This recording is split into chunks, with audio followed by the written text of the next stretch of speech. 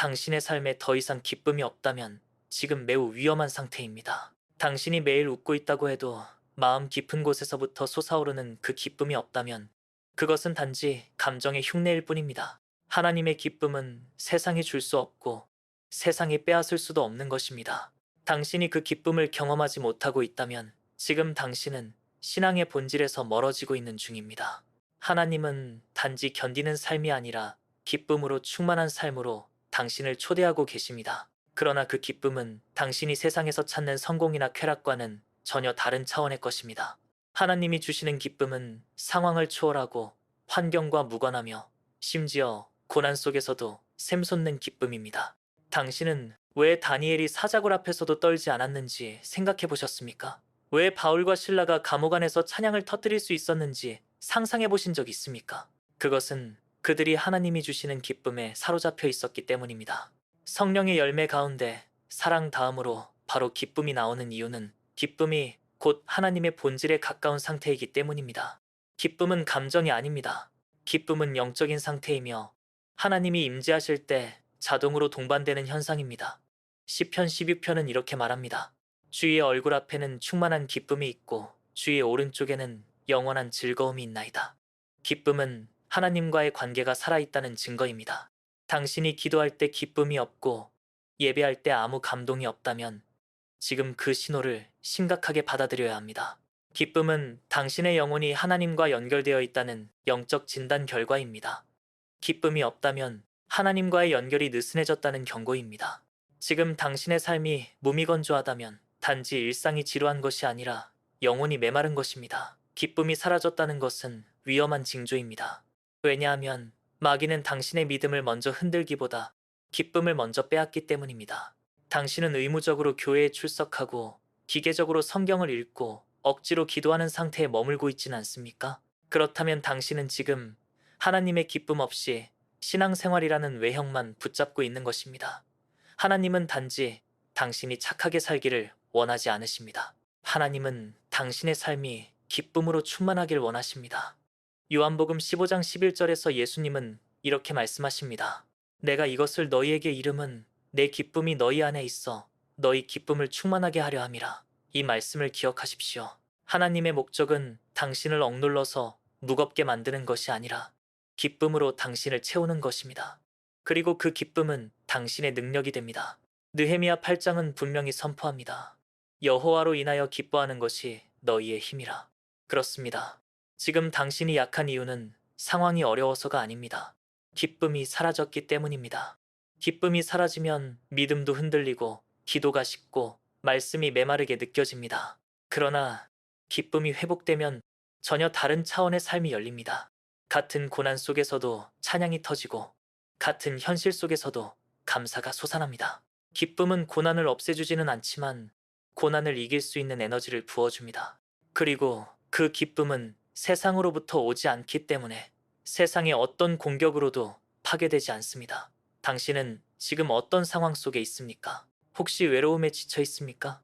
재정의 압박 속에서 눌려 있습니까? 사람들의 시선 속에서 당신 자신을 잃어가고 있습니까? 그렇다면 지금 필요한 것은 상황의 변화가 아니라 기쁨의 회복입니다. 하나님의 기쁨이 당신을 사로잡을 때 당신은 비로소 진짜 자유를 경험하게 될 것입니다. 하나님의 기쁨은 당신의 내면을 다시 일으키고 침체된 믿음을 불태우며 식어버린 예배를 다시 살아나게 만듭니다. 당신은 기쁨 없이 사는 데에 익숙해졌을 수 있습니다. 그러나 오늘 이 말씀은 당신을 그 무기력에서 깨우기 위해 주어진 것입니다. 당신은 기쁨 없이 살도록 지어진 존재가 아닙니다. 당신은 하나님의 기쁨 안에서 살아가야 할 존재입니다. 기쁨은 신앙의 옵션이 아니라 필수입니다. 기쁨은 당신의 영혼을 보호하는 방패이고 어두운 시대를 뚫고 나갈 수 있는 불입니다. 당신이 진짜 기쁨을 경험하지 못하고 있다면 당신의 신앙은 지금 탈진 상태일 수 있습니다. 그래서 지금 결단하셔야 합니다. 당신은 세상의 즐거움으로 기쁨을 채울 수 없습니다. 더 많은 돈, 더 많은 인정, 더 많은 성취도 당신 안의 허전함을 채울 수 없습니다. 하나님과의 깊은 교제 속에서만 그 기쁨은 흘러나옵니다. 지금 당신이 해야 할 일은 단순합니다. 억지로 뭔가를 하려 하지 말고 하나님 앞에 정직하게 무릎 꿇는 것입니다. 하나님, 내가 기쁨이 없습니다. 주님, 내가 마르고 있습니다. 그렇게 고백하십시오. 하나님은 기쁨을 강제로 주지 않으십니다. 그러나 구하는 자에게는 부어주십니다. 지금이 바로 그때입니다. 당신이 기쁨을 회복하기로 결단할 때 하나님은 놀라운 방식으로 당신의 심령을 만지실 것입니다. 당신은 눈물을 흘릴 수도 있고 갑자기 찬양이 터질 수도 있으며 말씀이 가슴에 불처럼 꽂힐 수도 있습니다. 그것이 바로 하나님의 기쁨이 임하는 증거입니다. 하나님의 기쁨이 임하면 삶이 바뀝니다. 생각이 바뀌고 관계가 바뀌며 심지어 환경을 보는 시선도 완전히 바뀝니다. 세상은 여전히 복잡하고 문제는 여전히 존재하지만 당신 안에서 솟구치는 기쁨 때문에 그 모든 것이 다르게 느껴질 것입니다. 그래서 당신은 말하게 될 것입니다. 주께서 내게 기쁨을 회복시키셨다.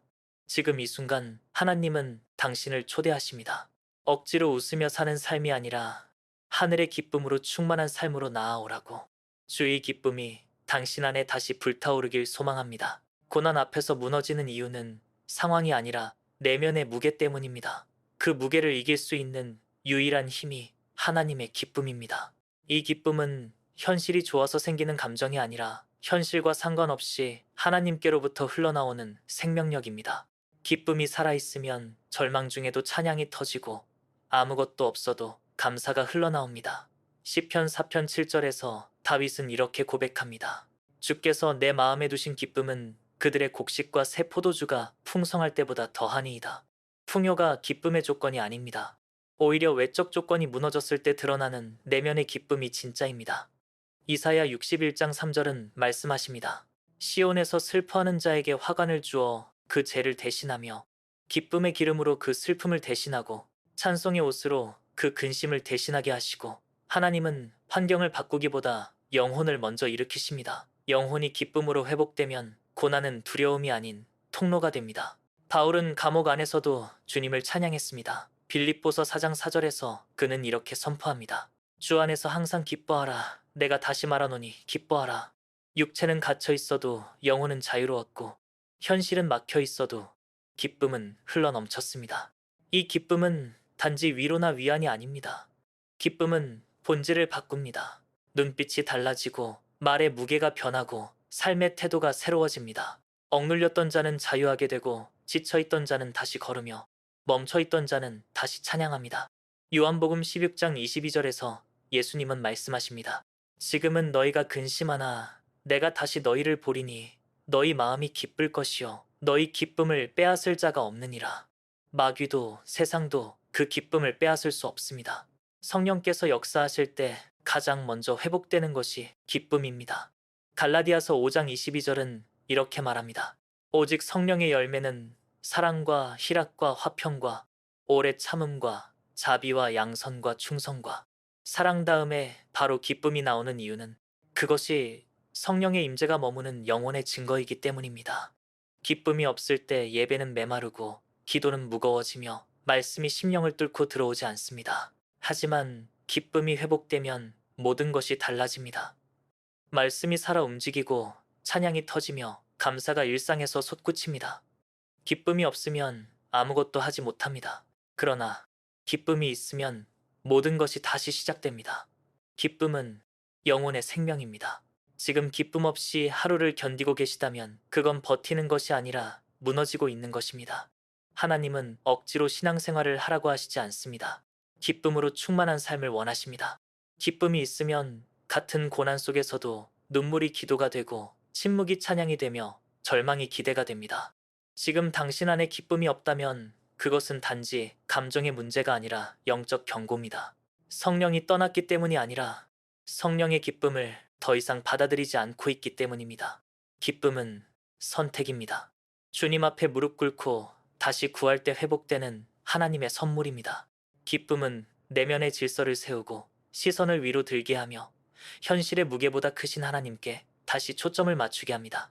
지금 삶이 고되고 마음이 무너졌고 몸이 지쳐 있다면 해결해야 할 것은 상황이 아니라 기쁨입니다.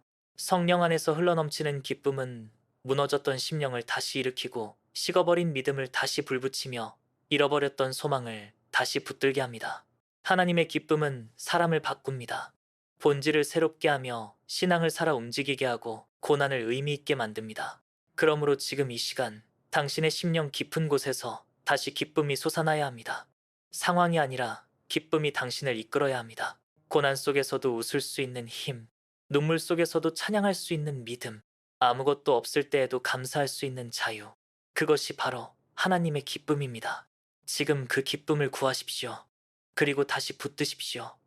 결코 놓치지 마십시오.